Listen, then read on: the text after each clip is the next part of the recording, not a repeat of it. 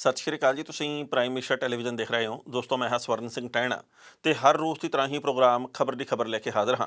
ਪਹਿਲੀ ਵੱਡੀ ਖਬਰ ਦੇ ਵੱਲ ਜਾਣ ਤੋਂ ਪਹਿਲਾਂ ਪੰਜਾਬ ਦੇ ਮੌਸਮ ਦੀ ਹਾਲ ਬਿਆਨੀ ਕਰਨੀ ਬਣਦੀ ਹੈ। ਪੰਜਾਬ ਦੇ ਵਿੱਚ ਮੌਸਮ ਹੌਲੀ ਹੌਲੀ ਸੋਹਣਾ ਹੁੰਦਾ ਜਾ ਰਿਹਾ ਹੈ। ਦਿਨ ਦੇ ਵੇਲੇ ਪਿਛਲੇ ਕਈ ਦਿਨਾਂ ਤੋਂ ਤਿੱਖੀ ਧੁੱਪ ਨਿਕਲਦੀ ਹੈ, ਜਿਹਦੇ ਕਰਕੇ 22-23 ਡਿਗਰੀ ਤੱਕ ਟੈਂਪਰੇਚਰ ਪਹੁੰਚਣਾ ਸ਼ੁਰੂ ਹੋ ਗਿਆ। ਰਾਤ ਦਾ ਪਾਰਾ ਬੇਸ਼ੱਕ ਲੁੜਕਦਾ, ਪਰ ਰਾਤ ਦੇ ਵੇਲੇ ਵੀ ਅੱਗੇ ਦੇ ਮੁਕਾਬਲਤਨ ਕਾਫੀ ਠੰਡ ਘਟੀ ਹੈ। ਦਿੱਲੀ, ਹਰਿਆਣੇ ਤੇ ਪੰਜਾਬ ਦੇ ਵਿੱਚ ਤਾਪਮਾਨ ਆ ਜਿਹੜਾ ਉਹ ਲਗਭਗ ਬਰਾਬਰ ਹੀ ਹੈ। ਇਹ ਵੱਖਰੀ ਗੱਲ ਹੈ ਕਿ ਸ਼ਿਮਲੇ ਦੇ ਵੱਲ ਤੇ ਪਹਾੜੀ ਕੁਝ ਕੁ ਹੋਰ ਖੇਤਰਾਂ ਦੇ ਵੱਲ ਲਗਾਤਾਰ ਬਰਫ਼ਬਾਰੀ ਹੋਣ ਦੇ ਕਰਕੇ ਉੱਥੇ ਹਾਈਵੇ ਵੀ ਜਾਮ ਹੋਏ ਪਏ ਆ, ਉੱਥੇ ਸੜਕਾਂ ਜਾਮ ਹੋ ਗਈਆਂ, ਉੱਥੇ ਹੋਟਲਾਂ ਦੇ ਕਮਰੇ ਨਹੀਂ ਮਿਲਦੇ ਗੇ। ਤੇ ਮੌਸਮ ਵਿਭਾਗ ਦਾ ਅੰਦਾਜ਼ਾ ਇਹ ਹੈ ਵੀ ਜਿਸ ਤਰੀਕੇ ਦੇ ਨਾਲ ਉੱਥੇ ਬਰਫ਼ਬਾਰੀ ਹੋ ਰਹੀ ਹੈ ਪਹਾੜੀ ਖੇਤਰਾਂ ਦੇ ਵਿੱਚ ਜਾਂ ਹੋ ਚੁੱਕੀ ਹੈ, ਉਹਦੇ ਕਰਕੇ ਮੈਦਾਨੀ ਖੇਤਰਾਂ ਦੇ ਉੱਤੇ ਅਸਰ ਪਊਗਾ। ਪਰ ਹਾਲ ਦੀ ਘੜੀ ਪੰਜਾਬ ਦਾ ਮੌਸਮ ਠੀਕ ਹੈ ਤੇ ਮੌਸਮ ਵਿਭਾਗ ਦੇ ਅੰਦਾਜ਼ੇ ਦੇ ਮੁਤਾਬਕ ਆਉਂਦੇ 48 ਘੰਟਿਆਂ ਦੇ ਵਿੱਚ ਪੰਜਾਬ ਦਾ ਮੌਸਮ ਸਥਿਰ ਰਹਿਣਾ। ਤੇ ਹੁਣ ਜੇਕਰ ਪਹਿਲੀ ਵੱਡੀ ਖਬਰ ਦੇ ਵੱਲ ਜਾਂਦੇ ਆ ਤਾਂ ਉਹ ਰਾਜ ਸਭਾ ਦੇ ਵਿੱਚ ਭਾਰਤ ਦੇ ਪ੍ਰਧਾਨ ਮੰਤਰੀ ਨਰਿੰਦਰ ਮੋਦੀ ਹੋਰਾਂ ਦੇ ਵੱਲੋਂ 70 ਮਿੰਟ ਤੋਂ ਵੱਧ ਦੇ ਦਿੱਤੇ ਗਏ ਭਾਸ਼ਣ ਦੇ ਨਾਲ ਸੰਬੰਧਿਤ ਹੈ। ਉਹਨਾਂ ਦੇ ਵੱਲੋਂ ਲੰਘੇ ਕੱਲ੍ਹ ਭਾਸ਼ਣ ਦਿੱਤਾ ਗਿਆ ਰਾਜ ਸਭਾ ਦੇ ਵਿੱਚ। ਜੋ ਕੁਝ ਉਹ ਬੋਲੇ ਨੇ ਉਹਦੇ 3 ਮੁੱਖ ਬਿੰਦੂ ਰਹੇ ਆ। ਇੱਕ ਤਾਂ ਉਹਨਾਂ ਨੇ ਪੱਛਮੀ ਬੰਗਾਲ ਦੀ ਗੱਲ ਵਾਰ-ਵਾਰ ਕੀਤੀ ਆ, ਕਿਸਾਨ ਤੇ ਕਿਸਾਨ ਅੰਦੋਲਨ ਦੀ ਬਾਤ ਉਹਨਾਂ ਨੇ ਵਾਰ-ਵਾਰ ਪਾਈ ਹੈ।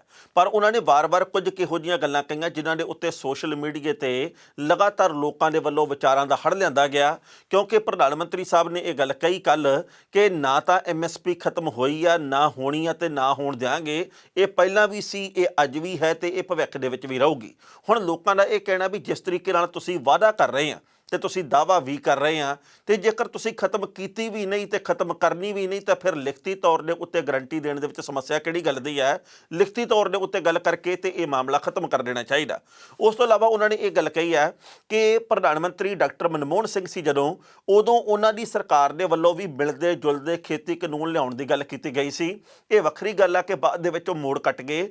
ਅਸੀਂ ਤਾਂ ਕਾਂਗਰਸ ਦੇ ਵੱਲੋਂ ਲਿਆਂਦੇ ਜਾਣ ਵਾਲੇ ਕਾਨੂੰਨਾਂ ਦੀ ਤਰਜ਼ ਦੇ ਉੱਤੇ ਹੀ ਇਹ ਸਾਰਾ ਕੁਝ ਕਰ ਰਹੇ ਹਾਂ। ਹੁਣ ਤਾਂ ਕਾਂਗਰਸ ਨੂੰ ਵਿਰੋਧ ਨਹੀਂ ਕਰਨਾ ਚਾਹੀਦਾ, ਕਿਉਂਕਿ ਜੋ ਕੁਝ ਡਾਕਟਰ ਮਨਮੋਹਨ ਸਿੰਘ ਕਰਨਾ ਚਾਹੁੰਦੇ ਸੀ ਅਸੀਂ ਉਹੀ ਕਰ ਰਹੇ ਹਾਂ। ਤੇ ਲੋਕਾਂ ਦਾ ਉੱਤਰ ਇਹ ਆ ਪ੍ਰਧਾਨ ਮੰਤਰੀ ਸਾਹਿਬ ਨੂੰ ਕਿ ਜੇਕਰ ਕਾਂਗਰਸ ਇਹ ਸਾਰਾ ਕੁਝ ਕਰਦੀ ਸੀ ਜਾਂ ਕਰਨ ਦੀ ਕੋਸ਼ਿਸ਼ ਕਰ ਰਹੀ ਸੀ ਤਾਂ ਫਿਰ 55 ਸੀਟਾਂ ਦੇ ਉੱਤੇ ਸਿਮਟ ਕੇ ਰਹਿ ਗਈ ਹੈ। ਤੇ ਤੁਸੀਂ ਉਹ ਗਲਤੀਆਂ ਕਿਹੜੀ ਗੱਲੋਂ ਕਰ ਰਹੇ ਹੋ? ਤੁਸੀਂ ਕਿਸਾਨ ਦੀ ਬਾਤ ਕਿਉਂ ਨਹੀਂ ਪੁੱਛ ਰਹੇ? ਪ੍ਰਧਾਨ ਮੰਤਰੀ ਸਾਹਿਬ ਨੇ ਗੱਲ ਕਹੀ ਹੈ ਕਿ ਬਜ਼ੁਰਗ ਆਪੋ ਆਪਣੇ ਘਰਾਂ ਨੂੰ ਜਾਣ, ਅੰਦੋਲਨ ਖਤਮ ਕਰ ਦਿੱਤਾ ਜਾਵੇ ਤੇ ਗੱਲਬਾਤ ਆਪਾਂ ਜਾਰੀ ਰੱਖਾਂਗੇ। ਪਰ ਕਿਸਾਨ ਆਗੂਆਂ ਨੇ ਗੱਲ ਕਹੀ ਹੈ ਕਿ ਗੱਲਬਾਤ ਤਾਂ ਆਪਾਂ ਜਾਰੀ ਰੱਖਣੀ ਚਾਹੁੰਦੇ ਆ, ਤੁਸੀਂ ਸਾਨੂੰ ਇਹ ਦੱਸੋ ਵੀ ਮੀਟਿੰਗ ਕਦੋਂ ਕਰਨੀ ਹੈ, ਤਰੀਕ ਕਿਹੜੀ ਰੱਖਣੀ ਹੈ। ਕਿਉਂਕਿ ਕੁਝ ਦਿਨ ਪਹਿਲਾਂ ਵੀ ਪ੍ਰਧਾਨ ਮੰਤਰੀ ਸਾਹਿਬ ਨੇ ਗੱਲ ਕਹੀ ਸੀ ਕਿ ਮੇਰੇ ਤੇ ਕਿਸਾਨਾਂ ਦਰਮਿਆਨ ਇੱਕ ਫੋਨ ਕਾਲ ਦੀ ਦੂਰੀ ਹੈ, ਪਰ ਕਿਸਾਨ ਆਗੂ ਲਗਾਤਾਰ ਉਸ ਨੰਬਰ ਨੂੰ ਲੱਭ ਕੇ ਥੱਕ ਚੁੱਕੇ ਆ ਕਿ ਉਹ ਕਿਹੜਾ ਨੰਬਰ ਆ ਜਿਹਦੇ ਉੱਤੇ ਅਸੀਂ ਪ੍ਰਧਾਨ ਮੰਤਰੀ ਸਾਹਿਬ ਨੂੰ ਫੋਨ ਕਰੀਏ।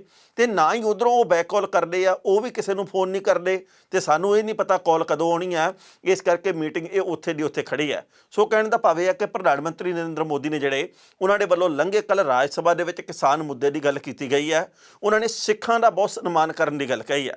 ਉਹਨਾਂ ਨੇ ਕਿਹਾ ਕਿ ਸਿੱਖਾਂ ਦੇ ਉੱਤੇ ਹਰ ਭਾਰਤੀ ਨੂੰ ਮਾਣ ਹੈ, ਪਰ ਕੁਝ ਲੋਕਾਂ ਦੇ ਵੱਲੋਂ ਸਿੱਖਾਂ ਨੂੰ ਗੁੰਮਰਾਹ ਕੀਤਾ ਜਾ ਰਿਹਾ, ਸਿੱਖਾਂ ਨੂੰ ਭੜਕਾਇਆ ਜਾ ਰਿਹਾ। ਅਸੀਂ ਖੇਤੀ ਕਾਨੂੰਨ ਆ ਜਿਹੜੇ ਉਹ ਲੈ ਕੇ ਆਏ ਆ ਬੜੀ ਸੋਚ ਸਮਝ ਕੇ। ਇਹ ਤਾਂ ਦੇਸ਼ ਦੇ ਭਲੇ ਦੇ ਲਈ, ਕਿਸਾਨੀ ਦੇ ਭਲੇ ਵਾਸਤੇ ਆ, ਛੋਟੀ ਕਿਸਾਨੀ ਦੇ ਪਾਰ ਉਤਾਰੇ ਦੇ ਵਾਸਤੇ ਆ। ਉਹਨਾਂ ਨੇ ਇਹ ਸਾਰੀਆਂ ਗੱਲਾਂ ਕਹੀਆਂ, ਪਰ ਫਿਰ ਆ ਕੇ ਉੱਥੇ ਸਵਾਲ ਖੜਾ ਹੋ ਗਿਆ ਵੀ ਇਕੱਲੇ ਸਿੱਖਾਂ ਦੀ ਗੱਲ ਕਿਉਂ ਕੀਤੀ ਜਾ ਰਹੀ ਹੈ? ਇਸ ਵਕਤ ਸਮੁੱਚੇ ਕਿਸਾਨ ਭਾਈਚਾਰੇ ਦੀ ਗੱਲ ਕਰਨੀ ਚਾਹੀਦੀ ਹੈ। ਪਿਛਲੇ ਦਿਨੀ ਵੀ ਨਰਿੰਦਰ ਸਿੰਘ ਤੋਮਰ ਹੋਰਾਂ ਦੇ ਵੱਲੋਂ ਇਹ ਗੱਲ ਕਹੀ ਗਈ ਸੀ ਕਿ ਇੱਕ ਹਿੱਸੇ ਦੇ, ਇੱਕ ਇਲਾਕੇ ਦੇ ਕਿਸਾਨਾਂ ਦੇ ਵੱਲੋਂ ਹੀ ਇਹ ਵਿਰੋਧ ਕੀਤਾ ਜਾ ਰਿਹਾ, ਬਾਕੀ ਸਾਰਾ ਦੇਸ਼ ਨਾਲ ਆ। ਯਾਨੀ ਕਿ ਉੱਤਰਾਖੰਡ ਦੇ ਕਿਸਾਨ ਆ ਜਿਹੜੇ ਉਹ ਵਿਰੋਧ ਕਰ ਰਹੇ ਆ, ਬਿਲਕੁਲ ਨਹੀਂ ਦਿਸਦੇ। ਯੂਪੀ ਦੇ ਕਿਸਾਨ ਵਿਰੋਧ ਕਰ ਰਹੇ ਆ, ਉਹ ਬਿਲਕੁਲ ਨਹੀਂ ਦਿਸਦੇ। ਹਰਿਆਣੇ ਦੇ ਕਿਸਾਨ ਵਿਰੋਧ ਕਰ ਰਹੇ ਆ, ਉਹ ਬਿਲਕੁਲ ਨਹੀਂ ਦਿਸਦੇ। ਇਕੱਲੇ ਪੰਜਾਬ ਦੇ ਕਿਸਾਨਾਂ ਦੇ ਉੱਤੇ ਧਿਆਨ ਕੇਂਦਰਿਤ ਕੀਤਾ ਜਾ ਰਿਹਾ ਤੇ ਕੁਝ ਲੋਕਾਂ ਦੇ ਵੱਲੋਂ ਇਹ ਗੱਲ ਕਹੀ ਜਾ ਰਹੀ ਹੈ ਕਿ ਮਾਮਲਾ ਸਿੱਖੀ ਦਾ ਨਹੀਂ, ਮਾਮਲਾ ਕਿਸਾਨੀ ਦਾ, ਮਨੁੱਖਤਾ ਦਾ, ਇਨਸਾਨੀਅਤ ਦਾ ਤੇ ਇਨਸਾਨਾਂ ਦੀਆਂ ਲੋੜਾਂ ਦੀ ਪੂਰਤੀ ਦਾ। ਸਾਰੇ ਹੀ ਧਰਮਾਂ ਦੇ, ਸਾਰੇ ਹੀ ਵਰਗਾਂ ਦੇ ਲੋਕ ਜਿਹੜੇ ਕਿ ਕਿਸਾਨ ਭਾਈਚਾਰੇ ਦੇ ਨਾਲ ਸੰਬੰਧਿਤ ਹੈ, ਜਿਹੜੇ ਮਜ਼ਦੂਰ ਆ, ਉਹ ਇਸ ਅੰਦੋਲਨ ਦੇ ਵਿੱਚ ਹਿੱਕ ਡਾਹ ਕੇ ਲੜ ਰਹੇ ਆ ਤੇ ਹਿੰਦੂ, ਮੁਸਲਮਾਨ, ਸਿੱਖ ਦੇ ਵਿੱਚ ਇਸ ਗੱਲ ਨੂੰ ਮੰਨਣਾ ਨਹੀਂ ਚਾਹੀਦਾ। ਪਹਿਲਾਂ ਇਸ ਰਿਪੋਰਟ ਦਾ ਵੇਰਵਾ ਸਾਂਝਾ ਕਰਦੇ ਹਾਂ ਕਿ ਕਿਸਾਨ ਆਗੂਆਂ ਨੇ ਕੀ ਗੱਲਾਂ ਕਹੀਆਂ ਇਸ ਭਾਸ਼ਣ ਤੋਂ ਬਾਅਦ, ਉਹਨਾਂ ਦੇ ਵੱਲੋਂ ਕੀ ਭਵਿੱਖ ਦੇ ਵਿੱਚ ਕਰਨ ਦਾ ਐਲਾਨ ਕੀਤਾ ਗਿਆ ਤੇ ਟਕੈਤ ਹੋਰਾਂ ਨੇ ਕਿਹੜੀਆਂ ਗੱਲਾਂ ਟਕਾ ਕੇ ਕਹੀਆਂ। ਬਾਅਦ ਵਿੱਚ ਕਰਾਂਗੇ ਟਿੱਪਣੀ। ਖੇਤੀ ਕਾਨੂੰਨਾਂ ਦੇ ਖਿਲਾਫ ਪਿਛਲੇ 76 ਦਿਨ ਤੋਂ ਅੰਦੋਲਨ ਕਰ ਰਹੇ ਕਿਸਾਨ ਨੇਤਾ ਇੱਕ ਵਾਰ ਫਿਰ ਸਰਕਾਰ ਨਾਲ ਗੱਲਬਾਤ ਕਰਨ ਨੂੰ ਤਿਆਰ ਹੋਏ ਨੇ। ਉਹਨਾਂ ਨੇ ਇਹ ਫੈਸਲਾ ਪ੍ਰਧਾਨ ਮੰਤਰੀ ਨਰਿੰਦਰ ਮੋਦੀ ਦੀ ਅਪੀਲ ਤੋਂ ਬਾਅਦ ਕੀਤਾ। ਮੋਦੀ ਨੇ ਸੋਮਵਾਰ ਨੂੰ ਰਾਜ ਸਭਾ ਦੇ ਵਿੱਚ ਕਿਸਾਨ ਨੇਤਾਵਾਂ ਨੂੰ ਅਪੀਲ ਕੀਤੀ ਹੈ ਕਿ ਵਿਰੋਧ ਖਤਮ ਕਰ ਦਿੱਤਾ ਜਾਵੇ। ਇਸ ਤੋਂ ਤਕਰੀਬਨ 5 ਘੰਟੇ ਬਾਅਦ ਸੰਯੁਕਤ ਕਿਸਾਨ ਮੋਰਚੇ ਦੇ ਮੈਂਬਰ ਸ਼ਿਵ ਕੁਮਾਰ ਕੱਕਾ ਨੇ ਕਿਹਾ ਕਿ ਉਹ ਅਗਲੇ ਦੌਰ ਦੀ ਗੱਲਬਾਤ ਕਰਨ ਵਾਸਤੇ ਤਿਆਰ ਨੇ। ਸਰਕਾਰ ਉਹਨਾਂ ਨੂੰ ਮੀਟਿੰਗ ਦਾ ਦਿਨ ਤੇ ਸਮਾਂ ਦੱਸ ਦੇਵੇ। ਮੋਦੀ ਨੇ ਰਾਜ ਸਭਾ ਦੇ ਵਿੱਚ ਕਿਹਾ ਕਿ ਮੈਂ ਦੇਖ ਰਿਹਾ ਕਿ ਪਿਛਲੇ ਕੁਝ ਸਮੇਂ ਤੋਂ ਇਸ ਦੇਸ਼ ਦੇ ਵਿੱਚ ਨਵੀਂ ਜਮਾਤ ਪੈਦਾ ਹੋਈ ਹੈ, ਇੱਕ ਨਵੀਂ ਬਰਾਦਰੀ ਸਾਹਮਣੇ ਆਈ ਆ, ਉਹ ਹੈ ਅੰਦੋਲਨ ਜੀਵੀ। ਤੁਸੀਂ ਦੇਖੋਗੇ ਕਿ ਅੰਦੋਲਨ ਚਾਹੇ ਵਕੀਲਾਂ ਦਾ ਹੋਵੇ, ਵਿਦਿਆਰਥੀਆਂ ਦਾ ਹੋਵੇ, ਮਜ਼ਦੂਰਾਂ ਦਾ ਹੋਵੇ, ਹਰ ਅੰਦੋਲਨ ਦੇ ਵਿੱਚ ਇਹ ਜਮਾਤ ਨਜ਼ਰ ਆਵੇਗੀ। ਇਹ ਅੰਦੋਲਨ ਤੋਂ ਬਿਨਾਂ ਜਿਉ ਨਹੀਂ ਸਕਦੇ। ਇਹਨਾਂ ਨੂੰ ਤੁਸੀਂ ਪਛਾਣਿਆ ਹੋਵੇਗਾ। ਇਸ ਬਿਆਨ ਦੇ ਉੱਤੇ ਕਿਸਾਨ ਨੇਤਾਵਾਂ ਨੇ ਤਿੱਖੀ ਪ੍ਰਤੀਕਿਰਿਆ ਪ੍ਰਗਟ ਕੀਤੀ ਹੈ। ਮੋਦੀ ਦੇ ਅੰਦੋਲਨ ਜੀਵੀ ਵਾਲੇ ਬਿਆਨ ਦੇ ਉੱਤੇ ਸ਼ਿਵ ਕੁਮਾਰ ਕੱਕਾ ਨੇ ਕਿਹਾ ਕਿ ਲੋਕਤੰਤਰ ਵਿੱਚ ਅੰਦੋਲਨ ਦੀ ਅਹਿਮੀਅਤ ਖਾਸ ਹੁੰਦੀ ਹੈ। ਲੋਕਾਂ ਨੂੰ ਸਰਕਾਰ ਦੀਆਂ ਗਲਤ ਨੀਤੀਆਂ ਦਾ ਵਿਰੋਧ ਕਰਨ ਦਾ ਪੂਰਾ ਹੱਕ ਹੈ। ਦੂਜੇ ਪਾਸੇ ਰਾਕੇਸ਼ ਟਕੈਤ ਨੇ ਕਿਹਾ ਕਿ ਪ੍ਰਧਾਨ ਮੰਤਰੀ ਮੋਦੀ ਨੇ ਕਿਹਾ ਕਿ MSP ਹੈ, ਸੀ ਤੇ ਰਹੇਗੀ, ਪਰ ਇਹ ਨਹੀਂ ਬੋਲੇ ਕਿ MSP ਦੇ ਉੱਤੇ ਕਾਨੂੰਨ ਬਣਾਇਆ ਜਾਵੇਗਾ। ਦੇਸ਼ ਭਰੋਸੇ ਦੇ ਸਿਰ ਤੇ ਨਹੀਂ ਚੱਲਦਾ, ਇਹ ਸੰਵਿਧਾਨ ਤੇ ਕਾਨੂੰਨ ਦੇ ਮੁਤਾਬਕ ਚੱਲਦਾ ਹੈ। ਭਾਰਤੀ ਕਿਸਾਨ ਯੂਨੀਅਨ ਉਗਰਾਹਾਂ ਦੇ ਸੁਖਦੇਵ ਸਿੰਘ ਨੇ ਸਵਾਲ ਕੀਤਾ ਕਿ ਸਰਕਾਰ ਫਸਲਾਂ ਦੀ MSP ਦੇ ਉੱਤੇ ਕਾਨੂੰਨੀ ਗਰੰਟੀ ਕਿਉਂ ਨਹੀਂ ਦੇਣਾ ਚਾਹੁੰਦੀ। ਉਹਨਾਂ ਨੇ ਦੋਸ਼ ਲਾਇਆ ਕਿ ਇਸ ਮੁੱਦੇ ਨੂੰ ਭਟਕਾਉਣ ਦੀ ਕੋਸ਼ਿਸ਼ ਕੀਤੀ ਜਾ ਰਹੀ ਹੈ। ਦਰਅਸਲ 26 ਤਰੀਕ ਨੂੰ ਦਿੱਲੀ ਦੇ ਵਿੱਚ ਕਿਸਾਨਾਂ ਦੀ ਟਰੈਕਟਰ ਰੈਲੀ ਦੇ ਵਿੱਚ ਹੋਈ ਹਿੰਸਾ ਤੋਂ ਬਾਅਦ ਇੰਜ ਲੱਗਾ ਸੀ ਕਿ ਕਿਸਾਨ ਅੰਦੋਲਨ ਢਿੱਲਾ ਪੈ ਗਿਆ, ਪਰ ਇਸ ਦੇ ਬਜਾਏ ਕਿਸਾਨ ਨੇਤਾ ਅੰਦੋਲਨ ਨੂੰ ਹੋਰ ਤੇਜ਼ ਕਰ ਚੁੱਕੇ ਨੇ। ਇਸੇ ਸਿਲਸਿਲੇ ਦੇ ਵਿੱਚ ਐਤਵਾਰ ਨੂੰ ਹਰਿਆਣਾ ਦੇ ਕਿਤਲਾਨਾ ਟੋਲ ਦੇ ਉੱਤੇ ਮਹਾਂ ਪੰਚਾਇਤ ਹੋਈ ਸੀ। ਇਹਦੇ ਵਿੱਚ ਕਿਸਾਨ ਨੇਤਾ ਦਰਸ਼ਨਪਾਲ ਨੇ ਕਿਹਾ ਸੀ ਕਿ ਸਰਕਾਰ ਨੂੰ ਝੁਕਾਉਣ ਦੇ ਲਈ ਅਸਹਿਯੋਗ ਅੰਦੋਲਨ ਛੇੜਨਾ ਪਵੇਗਾ। ਇਹ ਵੀ ਫੈਸਲਾ ਕੀਤਾ ਗਿਆ ਕਿ ਹਰਿਆਣਾ, ਪੰਜਾਬ ਤੇ ਉੱਤਰ ਪ੍ਰਦੇਸ਼ ਤੋਂ ਦਿੱਲੀ ਜਾਣ ਵਾਲੀਆਂ ਸਬਜ਼ੀਆਂ, ਫਲਾਂ ਤੇ ਦੁੱਧ ਨੂੰ ਜ਼ਰੂਰਤ ਦੇ ਹਰ ਸਮਾਨ ਦੇ ਉੱਤੇ ਰੋਕ ਲਾਉਣੀ ਪਏਗੀ। ਨਾਲ ਹੀ ਹਰਿਆਣਾ ਦੇ ਵਿੱਚ ਅੰਬਾਨੀਆਂ ਤੇ ਅਡਾਨੀਆਂ ਦੇ ਸਮਾਨ ਦਾ ਬਾਈਕਾਟ ਲਗਾਤਾਰ ਕਰਨਾ ਹੋਵੇਗਾ। ਇਸ ਖਬਰ ਦੇ ਉੱਤੇ ਟਿੱਪਣੀ ਕਰਨਾ ਦੋਸਤੋ, ਪਹਿਲੀ ਗੱਲ ਤਾਂ ਅਸੀਂ ਕਹਾਂਗੇ ਕਿ ਪ੍ਰਧਾਨ ਮੰਤਰੀ ਨਰਿੰਦਰ ਮੋਦੀ ਦੇ ਵੱਲੋਂ ਅੰਦੋਲਨ ਕਰਨ ਵਾਲੇ ਲੋਕਾਂ ਨੂੰ ਅੰਦੋਲਨ ਜੀਵੀ ਕਹਿਣਾ, ਇਹਦੇ ਉੱਤੇ ਤਿੱਖੀ ਪ੍ਰਤੀਕਿਰਿਆ ਸਾਹਮਣੇ ਆਈ ਹੈ, ਕਿਉਂਕਿ ਅੰਦੋਲਨ ਕਰਤਾ ਤਾਂ ਸ਼ਹੀਦ ਭਗਤ ਸਿੰਘ ਹੋਰੀ ਵੀ ਸੀ। ਹੋਰ ਵੀ ਬਹੁਤ ਸਾਰੇ ਸੂਰਮਿਆਂ ਨੇ ਅੱਜ ਤੱਕ ਵੱਖੋ ਵੱਖਰੇ ਅੰਦੋਲਨਾਂ ਦੇ ਵਿੱਚ ਹਿੱਸਾ ਲਿਆ ਤੇ ਸਰਕਾਰਾਂ ਨੂੰ ਜ਼ਬਰ ਕਰਨ ਤੋਂ ਰੋਕਿਆ ਤੇ ਝੁਕਾਇਆ ਵੀ ਹੈ। ਪਰ ਹੁਣ ਅੰਦੋਲਨ ਜੀਵੀ ਕਹਿਣਾ, ਇਹਦੇ ਉੱਤੇ ਦੁੱਖ ਹੋਣਾ ਕੁਦਰਤੀ ਹੈ। ਤੇ ਜਦੋਂ ਪ੍ਰਧਾਨ ਮੰਤਰੀ ਨਰਿੰਦਰ ਮੋਦੀ ਕਹਿ ਰਹੇ ਸੀ ਕਿ ਕਾਂਗਰਸ ਨੇ ਲੰਬੇ ਸਮੇਂ ਦੇ ਵਿੱਚ ਆਹ ਕੀਤਾ, ਲੰਘੇ ਸਮੇਂ ਦੇ ਵਿੱਚ ਫਲਾਨੀ ਪਾਰਟੀ ਨੇ ਇਹ ਗੱਲ ਕੀਤੀ ਹੈ, ਫਲਾਨੀ ਪਾਰਟੀ ਨੇ ਇਹ ਗੱਲ ਕਰ ਦਿੱਤੀ ਹੈ, ਉਦੋਂ ਉਹਨਾਂ ਨੇ ਇੱਕ ਵਾਰ ਵੀ ਇਹ ਗੱਲ ਨਹੀਂ ਕਹੀ ਕਿ ਸੈਂਕੜਿਆਂ ਦੀ ਗਿਣਤੀ ਦੇ ਵਿੱਚ ਕਿਸਾਨ ਆ ਜਿਹੜੇ ਹੁਣ ਤੱਕ ਮੌਤ ਦੀ ਬੁੱਕਲ ਦੇ ਵਿੱਚ ਜਾ ਚੁੱਕੇ ਆ। ਅਸੀਂ ਇਹਨਾਂ ਦੇ ਉੱਤੇ ਦੁੱਖ ਦਾ ਇਜ਼ਹਾਰ ਕਰਦੇ ਹਾਂ। ਅਸੀਂ ਉਹਨਾਂ ਦੇ ਟੱਬਰਾਂ ਦੇ ਨਾਲ ਖੜੇ ਹਾਂ, ਕਿਉਂਕਿ ਉਹ ਸਾਡੇ ਵੱਲੋਂ ਲਏ ਗਏ ਫੈਸਲੇ ਦੇ ਕਰਕੇ ਬਾਰਡਰਾਂ ਦੇ ਉੱਤੇ ਆਏ ਤੇ ਉਹਨਾਂ ਨੂੰ ਮੌਤ ਦੀ ਬੁੱਕਲ ਦੇ ਵਿੱਚ ਜਾਣਾ ਪਿਆ, ਕਿਉਂਕਿ ਅਸੀਂ ਨਹੀਂ ਮੰਨੇ। 11 ਮੀਟਿੰਗਾਂ ਦੇ ਵਿੱਚ ਅਸੀਂ ਨਹੀਂ ਮੰਨੇ ਕਿ ਖੇਤੀ ਕਾਨੂੰਨ ਰੱਦ ਕਰ ਦਿੰਦੇ ਆ। ਇਸ ਕਰਕੇ ਉਹਨਾਂ ਨੇ ਜਿਹੜੀਆਂ ਗੱਲਾਂ ਕਹੀਆਂ, ਉਹਨਾਂ ਦੇ ਉੱਤੇ ਸਵਾਲ ਉੱਠਣੇ ਕੁਦਰਤੀ ਹੈ। ਉਸ ਤੋਂ ਅਗਲੀ ਗੱਲ ਇਹ ਹੈ ਕਿ ਕਿਸਾਨ ਅੰਦੋਲਨ ਇਸ ਵਕਤ ਲਗਾਤਾਰ ਅੱਗੇ ਤੋਂ ਅੱਗੇ ਵਧ ਰਿਹਾ। ਲਗਾਤਾਰ ਨਰਿੰਦਰ ਸਿੰਘ ਤੋਮਰ ਹੋਰੀ ਇਹ ਗੱਲ ਕਹਿ ਰਹੇ ਆ ਕਿ ਅਸੀਂ ਖੇਤੀ ਕਾਨੂੰਨ ਬਿਲਕੁਲ ਸੋਚ ਸਮਝ ਕੇ ਬਣਾਏ ਆ। ਲਗਾਤਾਰ ਇਸ ਵਕਤ BJP ਦੇ ਨੇਤਾਵਾਂ ਦਾ ਪੰਜਾਬ ਦੇ ਵਿੱਚ ਵਿਰੋਧ ਹੋ ਰਿਹਾ।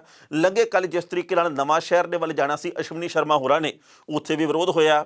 ਵਿਜੇ ਸਾਂਪਲਾ ਹੋਰੀ ਗਏ ਮੋਗੇ ਦੇ ਵੱਲ, ਉੱਥੇ ਵੀ ਵਿਰੋਧ ਹੋਇਆ। 14 ਤਰੀਕ ਨੂੰ ਜਿਹੜੀਆਂ ਕੌਂਸਲ ਚੋਣਾਂ ਹੋਣੀਆਂ ਪੰਜਾਬ ਦੇ ਵਿੱਚ, ਉਹਦੇ ਕਰਕੇ BJP ਦਾ ਬਹੁਤ ਇਸ ਵਕਤ ਚੁਣੌਤੀ ਵਾਲਾ ਵੇਲਾ ਚੱਲ ਰਿਹਾ। BJP ਦੇ ਉਹ ਨੇਤਾ ਜਿਹੜੇ ਕਿ ਪੰਜਾਬ ਦੇ ਵਿੱਚ 117 ਸੀਟਾਂ ਜਿੱਤਣ ਦਾ ਦਾਅਵਾ ਕਰਦੇ ਆ 2022 ਦੇ ਵਿੱਚ, ਉਹਨਾਂ ਦੇ ਲਈ ਇਸ ਵਕਤ ਕੌਂਸਲ ਦੀਆਂ ਚੋਣਾਂ ਦੇ ਵਿੱਚੋਂ ਨਿਕਲਣਾ ਔਖਾ ਹੋਇਆ ਪਿਆ। ਇਸ ਪ੍ਰਕਿਰਿਆ ਦੇ ਵਿੱਚੋਂ ਗੁਜ਼ਰਨਾ ਹਾਲ ਦੀ ਘੜੀ ਔਖਾ ਹੋਇਆ ਪਿਆ। ਸੋ ਇਸ ਕਰਕੇ ਜਦੋਂ ਹੁਣ ਕਿਸਾਨ ਨੇਤਾ ਇਹ ਗੱਲ ਕਹਿੰਦੇ ਆ ਕਿ ਮੀਟਿੰਗ ਦਾ ਸਮਾਂ ਤੇ ਸਥਾਨ ਤੁਸੀਂ ਦੱਸੋ ਆਪਾਂ ਕਿੰਨੀ ਤਰੀਕ ਨੂੰ ਕਰਨੀ ਆ, ਤਾਂ ਕਿਸੇ ਵੀ ਨੇਤਾ ਦੇ ਵੱਲੋਂ ਹਾਲੇ ਤੱਕ ਇਹ ਗੱਲ ਨਹੀਂ ਕਹੀ ਗਈ ਕਿ ਆਪਾਂ ਕਦੋਂ ਮੀਟਿੰਗ ਕਰਨੀ ਹੈ। ਵਾਰ-ਵਾਰ ਇਹ ਗੱਲ ਕਹੀ ਜਾਂਦੀ ਹੈ ਕਿ ਫੋਨ ਕਾਲ ਦੀ ਇੱਕ ਦੂਰੀ ਹੈ, ਅਸੀਂ ਕਿਸਾਨਾਂ ਦੇ ਨਾਲ ਪਾਰਲੀਮੈਂਟ ਦੇ ਅੰਦਰ ਤੇ ਬਾਹਰ ਵੀ ਵਾਰਤਾ ਕਰਨ ਵਾਸਤੇ ਤਿਆਰ ਹਾਂ, ਪਰ ਉਹ ਵਾਰਤਾ ਹੋਣੀ ਕਿੱਥੇ ਆ? ਇਹ ਵਾਰਤਾ ਟੈਲੀਫੋਨ ਦੇ ਉੱਤੇ ਤਾਂ ਹੋਣੀ ਨਹੀਂ, ਇਹ ਵਾਰਤਾ ਮੀਟਿੰਗ ਦੇ ਵਿੱਚ ਹੋਣੀ ਆ। ਪਹਿਲਾਂ ਕਿਸਾਨਾਂ ਨੂੰ ਇਹ ਗੱਲ ਕਹੀ ਜਾਂਦੀ ਸੀ ਕਿ ਆਓ ਮੀਟਿੰਗ ਦੇ ਵਿੱਚ, ਆਓ ਮੀਟਿੰਗ ਦੇ ਵਿੱਚ, ਆਉਂਦੇ ਕਿਉਂ ਨਹੀਂ? ਹੁਣ ਉਹ ਕਹਿੰਦੇ ਵੀ ਅਸੀਂ ਆਉਨੇ ਆ ਤੇ ਸਰਕਾਰ ਮੰਨਦੀ ਕਿਉਂ ਨਹੀਂ? ਇਸ ਕਰਕੇ ਬਹੁਤ ਸਾਰੇ ਸਵਾਲ ਖੜੇ ਹੁੰਦੇ ਆ। ਪਰ ਕਿਸਾਨ ਨੇਤਾਵਾਂ ਦਾ ਇੱਕੋ ਹੀ ਕਹਿਣਾ ਕਿ ਅਸੀਂ ਪਹਿਲਾਂ ਵਾਲੀਆਂ ਗੱਲਾਂ ਦੇ ਉੱਤੇ ਖੜੇ ਆ ਕਿ ਖੇਤੀ ਕਾਨੂੰਨ ਰੱਦ ਕੀਤੇ ਜਾਣ, MSP ਦੀ ਲਿਖਤੀ ਗਰੰਟੀ ਦਿੱਤੀ ਜਾਵੇ। ਹੁਣ ਤਾਂ ਉਹਨਾਂ ਨੇ ਕਿਹਾ ਵੀ ਸਵਾਮੀਨਾਥਨ ਫਾਰਮੂਲਾ ਵੀ ਲਾਗੂ ਕੀਤਾ ਜਾਵੇ। 26 ਤਰੀਕ ਦੀ ਹਿੰਸਕ ਘਟਨਾ ਦੇ ਮੌਕੇ ਜਿਹੜੇ ਵੀ ਲੋਕਾਂ ਦੇ ਉੱਤੇ ਪਰਚੇ ਦਰਜ ਕੀਤੇ ਰੱਦ ਕੀਤੇ ਜਾਣ ਤੇ ਜੇਲ੍ਹਾਂ ਦੇ ਵਿੱਚੋਂ ਸਾਰੇ ਲੋਕਾਂ ਨੂੰ ਰਿਹਾ ਕੀਤਾ ਜਾਵੇ। ਦੇਖਦੇ ਹਾਂ ਸਰਕਾਰ ਤੇ ਕਿਸਾਨਾਂ ਦੀ ਗੱਲ ਕਿੱਥੇ ਜਾ ਕੇ ਮੁੱਕਦੀ ਹੈ। ਪਿਛਲੇ ਕਈ ਦਿਨਾਂ ਤੋਂ ਲਗਾਤਾਰ ਸਮਾਜਿਕ ਕਾਰਕੁਨ ਨਵਦੀਪ ਕੌਰ ਦੀ ਚਰਚਾ ਚੱਲ ਰਹੀ ਹੈ। ਮੁਕਤਸਰ ਸਾਹਿਬ ਜ਼ਿਲ੍ਹੇ ਦੇ ਵਿੱਚ ਪਿੰਡ ਗਾਂਧਰਾ, ਉੱਥੋਂ ਦੀ ਰਹਿਣ ਵਾਲੀ ਨਵਦੀਪ ਕੌਰ ਦੇ ਉੱਤੇ ਅਤਿਆਚਾਰ ਹੋਣ ਦੀਆਂ ਖਬਰਾਂ ਪ੍ਰਾਪਤ ਹੋ ਰਹੀਆਂ। ਮੀਨਾ ਹੈਰਿਸ ਦੇ ਵੱਲੋਂ, ਜੋ ਕਿ ਕਮਲਾ ਹੈਰਿਸ ਦੇ ਪਰਿਵਾਰਕ ਜੀਆਂ ਦੇ ਵਿੱਚੋਂ ਹੈ ਅਮਰੀਕਾ ਤੋਂ, ਤੇ ਉਹਨਾਂ ਦੇ ਵੱਲੋਂ ਕੀਤੇ ਗਏ ਟਵੀਟ ਤੋਂ ਬਾਅਦ ਇਸ ਵਿਸ਼ੇ ਦੇ ਉੱਤੇ, ਇਸ ਮੁੱਦੇ ਦੇ ਉੱਤੇ ਚਰਚਾ ਬੇਹੱਦ ਛਿੜੀ ਹੈ। ਲੰਘੇ ਕੱਲ੍ਹ ਵੀ ਬਹੁਤ ਸਾਰੀਆਂ ਸਮਾਜਿਕ ਜਥੇਬੰਦੀਆਂ ਦੇ ਵੱਲੋਂ, ਕਈ ਹੋਰ ਜਿਹੜੀਆਂ ਸੰਸਥਾਵਾਂ ਦੇ ਵੱਲੋਂ ਇਕੱਠੇ ਹੋ ਕੇ ਤੇ ਮੁਕਤਸਰ ਸਾਹਿਬ ਦੇ ਵਿੱਚ ਇਸ ਗੱਲ ਦੀ ਮੰਗ ਕੀਤੀ ਗਈ ਹੈ ਕਿ ਇਸ ਲੜਕੀ ਨੂੰ, ਇਸ ਮੁਟਿਆਰ ਨੂੰ ਛੇਤੀ ਤੋਂ ਛੇਤੀ ਰਿਹਾ ਕੀਤਾ ਜਾਵੇ। ਇਸ ਲੜਕੀ ਦੇ ਉੱਤੇ ਦਰਜ ਕੀਤੇ ਗਏ ਪਰਚੇ ਜਿਹੜੇ ਕਿ ਝੂਠੇ ਆ ਉਹ ਰੱਦ ਕੀਤੇ ਜਾਣ। ਇਸ ਲੜਕੀ ਸਮੇਤ ਜਿੰਨੇ ਵੀ ਲੋਕਾਂ ਦੇ ਉੱਤੇ ਦਿੱਲੀ ਜਾਂ ਹਰਿਆਣੇ ਦੀ ਪੁਲਿਸ ਦੇ ਵੱਲੋਂ ਅਤਿਆਚਾਰ ਕੀਤਾ ਗਿਆ, ਉਹਨਾਂ ਸਾਰਿਆਂ ਦੇ ਉੱਤੇ ਅਤਿਆਚਾਰ ਕਰਨਾ ਬੰਦ ਕੀਤਾ ਜਾਵੇ ਤੇ ਜਿਨ੍ਹਾਂ ਨੇ ਅਤਿਆਚਾਰ ਕੀਤਾ ਉਹਨਾਂ ਦੇ ਖਿਲਾਫ ਬਣਦੀ ਸਰਦੀ ਕਾਰਵਾਈ ਕੀਤੀ ਜਾਵੇ। ਵੱਡੀ ਗੱਲ ਇਹ ਹੈ ਕਿ ਨਵਦੀਪ ਕੌਰ ਕੁੰਡਲੀ ਦੇ ਵਿੱਚ ਇੱਕ LED ਬਲਬ ਬਣਾਉਣ ਵਾਲੀ ਫੈਕਟਰੀ ਆ, ਉਹਦੇ ਵਿੱਚ ਕੰਮ ਕਰਦੀ ਸੀ। ਸ਼ਾਇਦ 8, 9 ਜਾਂ 10 ਹਜ਼ਾਰ ਰੁਪਇਆ ਉਹਦੀ ਤਨਖਾਹ ਹੋਵੇ। ਪਰਿਵਾਰਕ ਜੀਆਂ ਦਾ ਕਹਿਣਾ ਵੀ ਕੱਟ ਕਟਾ ਕੇ ਉਹਨੂੰ 7-8 ਹਜ਼ਾਰ ਰੁਪਇਆ ਸ਼ਾਇਦ ਮਿਲਦਾ ਸੀ। ਪਰ ਉਸ ਕੁੜੀ ਦੇ ਵੱਲੋਂ ਪਹਿਲਾਂ ਵੀ ਕਈ ਅੰਦੋਲਨਾਂ ਦੇ ਵਿੱਚ ਹਿੱਸਾ ਲਿਆ ਗਿਆ। ਜਦੋਂ ਵੀ ਕਿਤੇ ਕਿਸੇ ਨਾਲ ਜ਼ਿਆਦਤੀ ਹੁੰਦੀ ਆ, ਪਰਿਵਾਰ ਦੇ ਜੀਆਂ ਦੇ ਕਹਿਣ ਮੁਤਾਬਕ ਉਹ ਧਿਰ ਬਣ ਕੇ ਖੜ੍ਹਦੀ ਆ ਤੇ ਉਹ ਇਨਸਾਫ ਦਿਵਾਉਣ ਦੀ ਕੋਸ਼ਿਸ਼ ਕਰਦੀ ਆ। ਹੁਣ ਵੀ ਪਤਾ ਲੱਗਾ ਕਿ ਜਦੋਂ ਫੈਕਟਰੀ ਦੇ ਲੋਕਾਂ ਦੇ ਵੱਲੋਂ ਕਰੋਨਾ ਮਹਾਮਾਰੀ ਦੇ ਮੌਕੇ ਕਰਵਾਏ ਗਏ ਕੰਮ ਦੇ ਪੈਸੇ ਦੇਣ ਤੋਂ ਇਨਕਾਰ ਕੀਤਾ ਗਿਆ, ਤਾਂ ਬਹੁਤ ਸਾਰੇ ਮੁਲਾਜ਼ਮਾਂ ਦੇ ਨਾਲ ਮਿਲ ਕੇ ਨਵਦੀਪ ਕੌਰ ਦੇ ਵੱਲੋਂ ਵੀ ਮੋਰਚਾ ਖੋਲ੍ਹਿਆ ਗਿਆ। ਉਸ ਤੋਂ ਬਾਅਦ ਗੋਲੀ ਵੀ ਚਲਾਈ ਗਈ, ਗੁੰਡਿਆਂ ਤੋਂ ਕਟਵਾਏ ਵੀ ਗਏ ਜਿਹੜੇ ਅੰਦੋਲਨਕਾਰੀ ਆ। ਉਸ ਤੋਂ ਬਾਅਦ ਇਹ ਜਿਹੜੀ ਲੜਕੀ ਆ ਨਵਦੀਪ ਕੌਰ, ਇਹ ਆਪਣੇ ਸਾਥੀਆਂ ਸਮੇਤ ਕਿਸਾਨ ਅੰਦੋਲਨ ਦੇ ਨਾਲ ਵੀ ਜੁੜ ਗਈ। ਇਹ ਸਾਰੀਆਂ ਅਸੀਂ ਖਬਰਾਂ ਹੁਣ ਤੱਕ ਪੜ੍ਹੀਆਂ ਸੁਣੀਆਂ। ਹੁਣ ਇਹ ਵੀ ਪਤਾ ਲੱਗਾ ਕਿ ਵਕੀਲ ਭਾਈਚਾਰੇ ਦੇ ਵੱਲੋਂ ਵੀ ਨਵਦੀਪ ਕੌਰ ਨੂੰ ਰਿਹਾ ਕਰਵਾਉਣ ਦੀਆਂ ਕੋਸ਼ਿਸ਼ਾਂ ਕੀਤੀਆਂ ਜਾ ਰਹੀਆਂ। ਹੁਣ ਤੱਕ 2 ਪਟੀਸ਼ਨਾਂ ਅਦਾਲਤ ਦੇ ਵੱਲੋਂ ਜ਼ਮਾਨਤ ਵਾਲੀਆਂ ਉਹਦੀਆਂ ਰੱਦ ਕਰ ਦਿੱਤੀਆਂ ਗਈਆਂ। ਪਰ ਮੈਂ ਇੱਕ ਰਿਪੋਰਟ ਪੜ੍ਹੀ ਜਿਹਦੇ ਉੱਤੇ ਬੇਹੱਦ ਹੈਰਾਨ ਹੋਇਆ। ਉਹਦੇ ਵਿੱਚ ਕਹਾਣੀ ਸਾਰੀ ਉਲਟ ਦੱਸੀ ਗਈ ਹੈ ਕਿ ਨਵਦੀਪ ਕੌਰ ਆ ਜਿਹੜੀ, ਉਹਦੇ ਉੱਤੇ ਪਹਿਲਾਂ ਵੀ ਅਪਰਾਧਿਕ ਮਾਮਲੇ ਦਰਜ ਆ। ਉਹਨਾਂ ਦੇ ਕਹਿਣ ਮੁਤਾਬਕ, ਮੇਰੇ ਕਹਿਣ ਮੁਤਾਬਕ ਨਹੀਂ। ਹਾਲਾਂਕਿ ਮੀਡੀਆ ਦੇ ਵੱਖ-ਵੱਖ ਅੰਗਾਂ ਦੇ ਉੱਤੇ ਕਈ ਵਾਰ ਸ਼ੱਕ ਵੀ ਪੈਦਾ ਹੁੰਦਾ। ਭਰੋਸੇਯੋਗਤਾ ਦੇ ਉੱਤੇ ਬਹੁਤ ਵੱਡਾ ਸਵਾਲ ਖੜਾ ਹੋਇਆ ਮੀਡੀਆ ਦੇ ਇੱਕ ਹਿੱਸੇ ਦੇ ਉੱਤੇ, ਖਾਸ ਕਰਕੇ ਗੋਦੀ ਮੀਡੀਆ ਦੇ ਉੱਤੇ। ਉਸ ਰਿਪੋਰਟ ਦੇ ਮੁਤਾਬਕ ਨਵਦੀਪ ਕੌਰ ਦੇ ਵੱਲੋਂ ਆਪਣੇ ਸਾਥੀਆਂ ਦੇ ਨਾਲ ਮਿਲ ਕੇ ਤੇ ਜੋ ਫੈਕਟਰੀ ਆ ਉਹਦੇ ਮਾਲਕਾਂ ਦੇ ਉੱਤੇ ਹਮਲਾ ਕੀਤਾ ਗਿਆ। ਦਸਤਾਵੇਜ਼ ਖੋਏ ਗਏ ਆ, ਜਾਨੋਂ ਮਾਰਨ ਦੀ ਕੋਸ਼ਿਸ਼ ਕੀਤੀ ਗਈ ਆ, ਹਮਲਾ ਕੀਤਾ ਗਿਆ ਤੇ ਵੱਖ-ਵੱਖ ਧਾਰਾਵਾਂ ਦੇ ਤਹਿਤ ਉਹਦੇ ਉੱਤੇ ਪਰਚਾ ਦਰਜ ਕੀਤਾ ਗਿਆ। ਹੁਣ ਇਸ ਗੱਲ ਦਾ ਖੰਡਨ ਕੀਤਾ ਹੈਗਾ, ਇਹਨਾਂ ਦੋਸ਼ਾਂ ਦਾ ਖੰਡਨ ਕੀਤਾ ਹੈਗਾ ਨਵਦੀਪ ਕੌਰ ਦੇ ਪਰਿਵਾਰਕ ਮੈਂਬਰਾਂ ਨੇ, ਉਹਦੀ ਵੱਡੀ ਭੈਣ ਨੇ। ਸੱਚਾਈ ਤਾਂ ਇਹ ਹੈ ਕਿ ਇਸ ਵਕਤ ਪੁਲਿਸ ਦੇ ਉੱਤੇ ਭਰੋਸੇਯੋਗਤਾ ਨਹੀਂ ਹੈ। ਸੱਚਾਈ ਇਹ ਹੈ ਕਿ ਪੁਲਿਸ ਦੇ ਵੱਲੋਂ ਜੋ ਕੁਝ ਅੱਜ ਤੱਕ ਕੀਤਾ ਗਿਆ ਉਹਦੇ ਉੱਤੇ 100 ਤਰ੍ਹਾਂ ਦੇ ਸਵਾਲ ਖੜੇ ਹੋਣੇ ਕੁਦਰਤੀ ਹੈ। ਕਿਉਂਕਿ ਜਦੋਂ ਨਵਦੀਪ ਕੌਰ ਦੇ ਵਕੀਲ ਦੇ ਵੱਲੋਂ ਇਹ ਗੱਲ ਬਾਹਰ ਆ ਕੇ ਦੱਸੀ ਗਈ ਕਿ ਉਹਦੇ ਉੱਤੇ ਜਿਨਸੀ ਸ਼ੋਸ਼ਣ ਦੀਆਂ ਗੱਲਾਂ ਵੀ ਹੋ ਸਕਦੀਆਂ ਤੇ ਜ਼ਬਰਦਸਤੀ ਕੀਤੀ ਗਈ ਵੀ ਜਾਪਦੀ ਹੈ, ਤਾਂ ਮੁੱਦਾ ਇਹ ਉਸ ਵਕਤ ਵੱਡਾ ਲੱਗਿਆ। ਕਿਉਂਕਿ ਲਗਾਤਾਰ ਸਰਕਾਰ ਕਹਿੰਦੀ ਹੈ ਕਿ ਬੇਟੀ ਬਚਾਓ ਬੇਟੀ ਪੜ੍ਹਾਓ, ਤੇ ਜੇਕਰ ਅੱਜ ਕਿਸੇ ਗਰੀਬ ਘਰ ਦੀ ਬੇਟੀ ਆਪਦਾ ਕੰਮਕਾਜ ਕਰਕੇ ਟੱਬਰ ਦਾ ਤੋਰੀ ਫੁਲਕਾ ਚਲਾਉਂਦੀ ਹੈ ਤੇ ਪੁਲਿਸ ਦੇ ਵੱਲੋਂ ਉਹਦੇ ਉੱਤੇ ਅੰਨਾ ਤਸ਼ੱਦਦ ਕੀਤਾ ਜਾਂਦਾ ਹੈ, ਤਾਂ ਕਸੂਰ ਇਹਦੇ ਲਈ ਕਿਹਦਾ? ਤੇ ਇਹਦੇ ਉੱਤੇ ਹੁਣ ਕਹਿੰਦੇ ਆ ਵੀ ਆਵਾਜ਼ ਬਹੁਤ ਉੱਠੂਗੀ ਵੀ ਤੇ ਉੱਠ ਵੀ ਰਹੀ ਹੈ। ਪਹਿਲਾਂ ਇਸ ਰਿਪੋਰਟ ਦਾ ਵੇਰਵਾ ਸਾਂਝਾ ਕਰਦੇ ਹਾਂ ਜੋ ਕਿ ਮੀਡੀਆ ਦੇ ਇੱਕ ਹਿੱਸੇ ਦੇ ਵੱਲੋਂ ਪੇਸ਼ ਕੀਤਾ ਗਿਆ ਤੇ ਬਾਅਦ ਵਿੱਚ ਕਰਾਂਗੇ ਟਿੱਪਣੀ। ਨਵਦੀਪ ਕੌਰ ਨੂੰ 12 ਜਨਵਰੀ 2021 ਨੂੰ IPC ਦੀ ਧਾਰਾ 148, 149, 323, 452, 384 ਤੇ 506 ਦੇ ਤਹਿਤ ਗ੍ਰਿਫਤਾਰ ਕੀਤਾ ਗਿਆ ਸੀ। ਨਵਦੀਪ ਕੌਰ ਤੇ ਕੁੰਡਲੀ ਪੁਲਿਸ ਸਟੇਸ਼ਨ ਦੇ ਵਿੱਚ ਇਹਨਾਂ ਧਾਰਾਵਾਂ ਦੇ ਤਹਿਤ FIR ਦਰਜ ਕੀਤੀ ਗਈ ਸੀ। ਇਹ FIR ਲਲਿਤ ਖੁਰਾਣਾ ਦੀ ਸ਼ਿਕਾਇਤ ਤੋਂ ਬਾਅਦ ਦਰਜ ਕੀਤੀ ਗਈ, ਜੋ ਕਿ ਇੱਕ ਪ੍ਰਾਈਵੇਟ ਕੰਪਨੀ ਦੇ ਵਿੱਚ ਅਕਾਊਂਟੈਂਟ ਹੈ। ਇਹ ਸ਼ਿਕਾਇਤ ਦੇ ਵਿੱਚ ਇਹ ਗੱਲ ਕਹੀ ਗਈ ਹੈ ਕਿ ਨਵਦੀਪ ਕੌਰ ਤੇ ਉਸ ਦੇ ਬਾਕੀ ਸਾਥੀਆਂ ਦੇ ਵੱਲੋਂ ਫੈਕਟਰੀ ਦੇ ਵਿੱਚ ਹੰਗਾਮਾ ਕੀਤਾ ਗਿਆ ਤੇ ਜਦੋਂ ਪੁਲਿਸ ਨੂੰ ਫੋਨ ਕੀਤਾ ਗਿਆ ਤਾਂ ਕਥਿਤ ਤੌਰ ਦੇ ਉੱਤੇ ਦੋਸ਼ੀਆਂ ਨੇ ਆਪਣੇ ਗਰੁੱਪ ਦੇ ਨਾਲ ਮਿਲ ਕੇ ਮਾਰਕੁੱਟ ਕਰਨੀ ਸ਼ੁਰੂ ਕਰ ਦਿੱਤੀ। ਇਸ ਦੌਰਾਨ ਪੁਲਿਸ ਮੌਕੇ ਦੇ ਉੱਤੇ ਪਹੁੰਚੀ ਤਾਂ ਪੁਲਿਸ ਦੇ ਨਾਲ ਵੀ ਨਵਦੀਪ ਕੌਰ ਤੇ ਉਹਦੇ ਸਾਥੀਆਂ ਦੀ ਝੜਪ ਹੋਈ ਹੈ। ਪੁਲਿਸ ਦੇ ਇੱਕ ਮੁਲਾਜ਼ਮ ਦੇ ਕੋਲੋਂ ਉਸ ਦੀ ਬੰਦੂਕ ਤੇ ਦਸਤਾਵੇਜ਼ ਖੋਹਣ ਦੀ ਕੋਸ਼ਿਸ਼ ਕੀਤੀ ਗਈ। ਵਿਰੋਧ ਕਰਨ ਦੇ ਉੱਤੇ ਪੁਲਿਸ ਤੇ ਹਮਲਾ ਕੀਤਾ ਗਿਆ, ਜਿਹਦੇ ਵਿੱਚ ਇੱਕ ਇੰਸਪੈਕਟਰ ਤੇ 2 ਕਾਂਸਟੇਬਲ ਜ਼ਖਮੀ ਹੋਏ ਨੇ। ਇਸ ਮਾਮਲੇ ਦੇ ਵਿੱਚ ਨਵਦੀਪ ਕੌਰ ਨੂੰ ਗ੍ਰਿਫਤਾਰ ਕੀਤਾ ਗਿਆ। ਪੁਲਿਸ 6 ਦੋਸ਼ੀਆਂ ਦੀ ਗ੍ਰਿਫਤਾਰੀ ਦੇ ਲਈ ਹਾਲੇ ਯਤਨ ਕਰ ਰਹੀ ਹੈ। 25 ਦਿਨ ਤੋਂ ਵੱਧ ਦਾ ਸਮਾਂ ਹੋ ਚੁੱਕਿਆ ਤੇ ਨਵਦੀਪ ਕੌਰ ਦੀ ਜ਼ਮਾਨਤ ਦੀ ਅਰਜ਼ੀ 2 ਵਾਰ ਖਾਰਜ ਕਰ ਦਿੱਤੀ ਗਈ ਹੈ। ਇਸੇ ਦਰਮਿਆਨ ਨਵਦੀਪ ਕੌਰ ਦੀ ਭੈਣ ਰਾਜਵੀਰ ਕੌਰ ਨੇ ਇਹਨਾਂ ਸਾਰੇ ਦੋਸ਼ਾਂ ਦਾ ਖੰਡਨ ਕੀਤਾ। ਰਾਜਵੀਰ ਕੌਰ ਦਾ ਦਾਅਵਾ ਕਿ ਉਸ ਦੀ ਭੈਣ ਨੂੰ ਝੂਠੇ ਦੋਸ਼ਾਂ ਵਿੱਚ ਫਸਾਇਆ ਗਿਆ। ਉਹਨਾਂ ਨੇ ਕਿਹਾ ਕਿ ਮੇਰੀ ਭੈਣ ਮਜ਼ਦੂਰ ਤੇ ਦਲਿਤ ਅਧਿਕਾਰ ਵਰਕਰ ਹੈ ਤੇ ਉਹ ਫੈਕਟਰੀ ਦੇ ਵਿੱਚ ਕੁਝ ਮਜ਼ਦੂਰਾਂ ਦੀ ਮਜ਼ਦੂਰੀ ਦਿਵਾਉਣ ਦੇ ਲਈ ਗਈ ਸੀ, ਪਰ ਕਾਰਖਾਨਾ ਮਾਲਕ ਨੇ ਉਹਨਾਂ ਦੇ ਉੱਤੇ ਗੋਲੀ ਚਲਵਾ ਦਿੱਤੀ। ਜਦੋਂ ਇਸ ਦੀ ਸ਼ਿਕਾਇਤ ਕਰਨ ਦੀ ਕੋਸ਼ਿਸ਼ ਕੀਤੀ ਗਈ ਤਾਂ ਉਹਨਾਂ ਦੀ ਸੁਣਵਾਈ ਨਹੀਂ ਹੋਈ। ਅਮਰੀਕੀ ਰਾਸ਼ਟਰਪਤੀ ਕਮਲਾ ਹੈਰਿਸ ਦੀ ਭਤੀਜੀ ਮੀਨਾ ਹੈਰਿਸ ਨੇ ਇੱਕ ਟਵੀਟ ਕੀਤਾ ਕਿ ਪੁਲਿਸ ਹਿਰਾਸਤ ਦੇ ਵਿੱਚ ਨਵਦੀਪ ਕੌਰ ਦੇ ਉੱਤੇ ਅਤਿਆਚਾਰ ਤੇ ਸਰੀਰਕ ਸ਼ੋਸ਼ਣ ਕੀਤਾ ਗਿਆ ਤੇ ਇਹ ਵੀ ਦਾਅਵਾ ਕੀਤਾ ਗਿਆ ਕਿ ਉਸ ਨੂੰ 20 ਦਿਨਾਂ ਦੇ ਲਈ ਜ਼ਮਾਨਤ ਦੇ ਬਿਨਾਂ ਹਿਰਾਸਤ ਦੇ ਵਿੱਚ ਲਿਆ ਗਿਆ ਸੀ। ਇਸ ਖਬਰ ਦੇ ਉੱਤੇ ਟਿੱਪਣੀ ਕਰਦਾ ਦੋਸਤੋ ਪਹਿਲੀ ਗੱਲ ਤਾਂ ਅਸੀਂ ਕਹਾਂਗੇ ਕਿ ਦੇਸ਼ ਦੁਨੀਆ ਦੇ ਵਿੱਚ ਨੌਦੀਪ ਕੌਰ ਨੂੰ ਇਨਸਾਫ ਦਿਵਾਉਣ ਦੇ ਲਈ ਲਹਿਰ ਖੜੀ ਹੋ ਰਹੀ ਹੈ ਤੇ ਹੋਣੀ ਵੀ ਚਾਹੀਦੀ ਹੈ। ਵੱਖ-ਵੱਖ ਕਿਸਾਨ ਜਥੇਬੰਦੀਆਂ ਦੇ ਆਗੂਆਂ ਨੂੰ ਇਸ ਗੱਲ ਦੀ ਅਪੀਲ ਕੀਤੀ ਜਾ ਰਹੀ ਹੈ ਵੱਖੋ ਵੱਖਰੀਆਂ ਸਮਾਜ ਸੇਵੀ ਜਥੇਬੰਦੀਆਂ ਦੇ ਵੱਲੋਂ ਕਿ ਤੁਸੀਂ ਵੀ ਇਸ ਮਾਮਲੇ ਦੇ ਵਿੱਚ ਪੀੜਤ ਕੁੜੀ ਦੇ ਟੱਬਰ ਨੂੰ ਇਨਸਾਫ ਦਿਵਾਉਣ ਦੇ ਲਈ ਅੱਗੇ ਆਓ ਤੇ ਵੱਖ-ਵੱਖ ਕਿਸਾਨ ਆਗੂਆਂ ਨੇ ਗੱਲ ਕਹੀ ਹੈ ਕਿ ਅਸੀਂ ਨਾਲ ਖੜੇ ਹਾਂ। ਦੂਜੀ ਮਹੱਤਵਪੂਰਨ ਗੱਲ ਇਹ ਹੈ ਕਿ ਨੌਦੀਪ ਕੌਰ ਦੇ ਉੱਤੇ ਜੋ ਦੋਸ਼ ਲੱਗੇ ਆ, ਜੋ ਇਸ ਵਕਤ ਰਿਪੋਰਟਾਂ ਸਾਹਮਣੇ ਆ ਰਹੀਆਂ, ਜੋ ਸ਼ਿਕਾਇਤਕਰਤਾ ਦੇ ਵੱਲੋਂ ਗੱਲ ਕਹੀ ਗਈ ਹੈ, ਇਹ ਹੈ ਪੜਤਾਲ ਦਾ ਵਿਸ਼ਾ। ਪਰ ਕਿਸੇ ਕੁੜੀ ਦੇ ਉੱਤੇ ਅੰਨ੍ਹਾ ਅਤਿਆਚਾਰ ਕਰਨਾ, ਜਿਵੇਂ ਕਿ ਵਕੀਲ ਦੇ ਵੱਲੋਂ ਇਹ ਗੱਲ ਕਹੀ ਗਈ ਹੈ ਕਿ ਉਹਦੇ ਨਾਲ ਜ਼ਬਰਦਸਤੀ ਵੀ ਕੀਤੀ ਗਈ ਹੋ ਸਕਦੀ ਹੈ ਤੇ ਇਹ ਜਾਪਦਾ ਉਹਦੇ ਵੱਖ-ਵੱਖ ਸਰੀਰਕ ਅੰਗਾਂ ਦੇ ਉੱਤੇ ਲੱਗੀਆਂ ਸੱਟਾਂ ਤੋਂ ਬਾਅਦ ਕਿ ਉਹਦੇ ਨਾਲ ਧੱਕੇਸ਼ਾਹੀ ਹੋਈ ਆ, ਉਹਦੇ ਉੱਤੇ ਅਤਿਆਚਾਰ ਕੀਤਾ ਗਿਆ। ਭਾਵੇਂ ਸ਼ਿਕਾਇਤਕਰਤਾ ਦੇ ਵੱਲੋਂ ਲਾਏ ਗਏ ਦੋਸ਼ ਸਹੀ ਹੋਣ ਤੇ ਭਾਵੇਂ ਹੋਣ ਗਲਤ, ਭਾਵੇਂ ਕਿਸੇ ਦੀ ਵੀ ਕੋਈ ਕੁੜੀ ਹੋਵੇ, ਧੀ ਭੈਣ ਹੋਵੇ, ਭਾਵੇਂ ਨੌਦੀਪ ਕੌਰ ਹੋਵੇ ਤੇ ਭਾਵੇਂ ਕੋਈ ਹੋਰ ਹੋਵੇ, ਪੁਲਿਸ ਦਾ ਕੀ ਅਧਿਕਾਰ ਆ ਵੀ ਉਹ ਥਾਣੇ ਦੇ ਵਿੱਚ ਜਾਂ ਜੇਲ੍ਹ ਦੇ ਅਧਿਕਾਰੀਆਂ ਦਾ ਕੀ ਅਧਿਕਾਰ ਆ ਵੀ ਉਹ ਕਿਸੇ ਕੁੜੀ ਦੇ ਉੱਤੇ ਅਤਿਆਚਾਰ ਕਰਨ। ਹਾਲਾਂਕਿ ਮੁਕੰਮਲ ਜਾਣਕਾਰੀ ਨੌਦੀਪ ਕੌਰ ਨੇ ਜੇਲ੍ਹ ਦੇ ਵਿੱਚੋਂ ਬਾਹਰ ਆ ਕੇ ਦੇਣੀ ਆ ਜਦੋਂ ਵੀ ਉਹਨੂੰ ਜ਼ਮਾਨਤ ਮਿਲੀ। ਪਰ ਇਹ ਬਹੁਤ ਵੱਡਾ ਸਵਾਲ ਬਣ ਚੁੱਕਿਆ ਕਿ ਜੇਕਰ ਸਾਡੇ ਭਾਰਤ ਦੇ ਵਿੱਚ ਇਸ ਤਰੀਕੇ ਦੇ ਨਾਲ ਕੁੜੀਆਂ ਚਿੜੀਆਂ ਦੇ ਉੱਤੇ ਪੁਲਿਸ ਅਤਿਆਚਾਰ ਕਰੂਗੀ ਥਾਣੇ ਚਲੇ ਜਾ ਕੇ ਜਾਂ ਜੇਲ੍ਹਾਂ ਦੇ ਵਿੱਚ ਉਹਨਾਂ ਦੇ ਉੱਤੇ ਅਣਮਨੁੱਖੀ ਵਰਤਾਓ ਹੋਊਗਾ ਤਾਂ ਫਿਰ ਅਸੀਂ ਕਿਹਨੂੰ ਇਸ ਗੱਲ ਦੀ ਫਰਿਆਦ ਕਰਾਂਗੇ। ਸੋ ਅਦਾਲਤ ਦਾ ਦਰਵਾਜ਼ਾ ਖੜਕਾਇਆ ਹੋਇਆ। ਸਰਕਾਰ ਦੇ ਵੱਲੋਂ ਇਸ ਮਾਮਲੇ ਦੇ ਉੱਤੇ ਕੋਈ ਬਿਆਨ ਨਹੀਂ ਦਿੱਤਾ ਜਾ ਰਿਹਾ। ਨਾ ਹਰਿਆਣੇ ਦੀ ਪੁਲਿਸ ਦੇ ਅਧਿਕਾਰੀ ਬੋਲਦੇ ਆ, ਨਾ ਉੱਥੋਂ ਦੇ ਮੁੱਖ ਮੰਤਰੀ ਨੇ ਕੋਈ ਗੱਲ ਕਹੀ ਹੈ, ਨਾ ਸੰਬੰਧਿਤ ਥਾਣੇ ਦੇ ਮੁਖੀ ਦੇ ਵੱਲੋਂ ਗੱਲ ਕਹੀ ਜਾ ਰਹੀ ਹੈ ਕੁੰਡਲੀ ਵਾਲੇ ਦੇ ਵੱਲੋਂ, ਤੇ ਨਾ ਕੇਂਦਰ ਦੀ ਸਰਕਾਰ ਦੇ ਵੱਲੋਂ ਇਸ ਮਾਮਲੇ ਦੇ ਉੱਤੇ ਕੋਈ ਸਫਾਈ ਪੇਸ਼ ਕੀਤੀ ਗਈ ਹੈ। ਸੋ ਪੀੜਤ ਪਰਿਵਾਰ ਜਿਹੜਾ ਕਿ ਬੇਹੱਦ ਗੁਰਬਤ ਦੇ ਵਿੱਚ ਹੈ, ਉਹ ਪਰੇਸ਼ਾਨੀ ਦੇ ਵਿੱਚ ਹੈ। ਪਰ ਉਹ ਲੋਕ ਵੀ ਲਗਾਤਾਰ ਇਕੱਠੇ ਹੋ ਰਹੇ ਆ ਜਿਹੜੇ ਕਿ ਇਸ ਟੱਬਰ ਨੂੰ ਇਨਸਾਫ ਦਿਵਾਉਣ ਦੇ ਇੱਛੁਕ ਹੈ। ਪਿਛਲੇ ਕਈ ਦਿਨਾਂ ਤੋਂ ਇਸ ਗੱਲ ਦੇ ਕਰਕੇ ਬਹੁਤ ਸਾਰੇ ਵੱਡੇ ਚਿਹਰਿਆਂ ਦੀ, ਬਹੁਤ ਮੋਹਤਬਰ ਮਸ਼ਹੂਰ ਸ਼ਖਸੀਅਤਾਂ ਦੀ ਵਿਰੋਧਤਾ ਹੋ ਰਹੀ ਹੈ ਕਿ ਉਹ ਸਰਕਾਰ ਦੀ ਝੋਲੀ ਦੇ ਵਿੱਚ ਕਿਉਂ ਬੈਠ ਗਈਆਂ। ਭਾਵੇਂ ਸਚਿਨ ਤੰਦੂਲਕਰ ਦੀ ਗੱਲ ਕਰੀਏ, ਭਾਵੇਂ ਅਕਸ਼ੇ ਕੁਮਾਰ ਦੀ, ਕੰਗਣਾ ਰਣੌਤ ਦੀ ਜਾਂ ਹੋਰ ਕਈ ਚਿਹਰੇ ਇਹੋ ਜਿਹੇ ਆ ਜਿਨ੍ਹਾਂ ਨੂੰ ਕਿਸਾਨਾਂ ਨੇ ਤੇ ਦੇਸ਼ ਦੁਨੀਆ ਦੇ ਵਿੱਚ ਵਸਦੇ ਲੋਕਾਂ ਨੇ ਬਹੁਤ ਕੁਝ ਦਿੱਤਾ।